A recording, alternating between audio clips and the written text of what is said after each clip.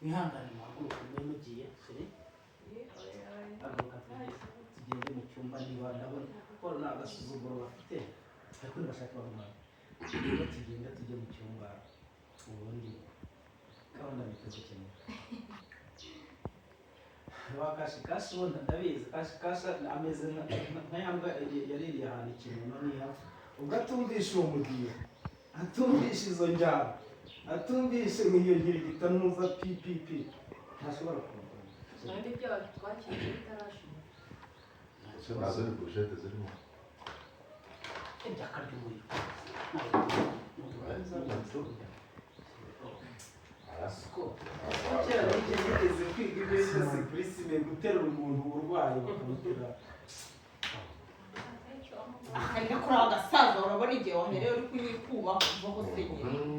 urabona igihe wankarabiye nka kwihorera ukagira ngo njye nawe turi ku rwego rumwe vuba aha ngaha mubone hariya Suzana ngwino wicare hano ubona igihe kankaraba nanjye rero uburozi bampaye amazusa nanjye uburozi bumwe vaho ngaho genda ujya guhagarara hariya ngwino usanga imihembe y'imigenzi yawe bahakonyura ngwino usanga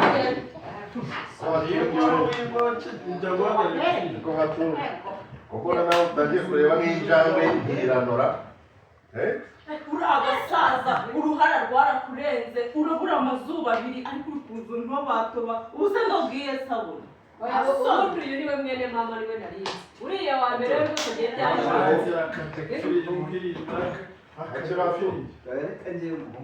n'ubundi nawe wamuhirimbira kiririra gatoki uri kwifata ugatuka abantu b'abasore abasore tungana abasore mbonamo ko nashakamo nsabe mabumbabarire abasore ndeba nkabonamo ejo hazaza nkamubonamo umugabo wanjye nkamubonamo papa w'abana banjye ukifata ukabatuka ukabandagaza ukangukira umuvandimwe wowe Gasiya uzi ko utagira ubwoba n'agahora kabi agahora karakurenze ubu amazuba abiri iyo uzayageza ubu iyo wirebye nanjye ukandeba ubona twahurira nyato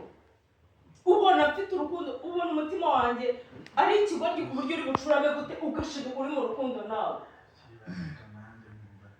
maze nako karaje kabebeba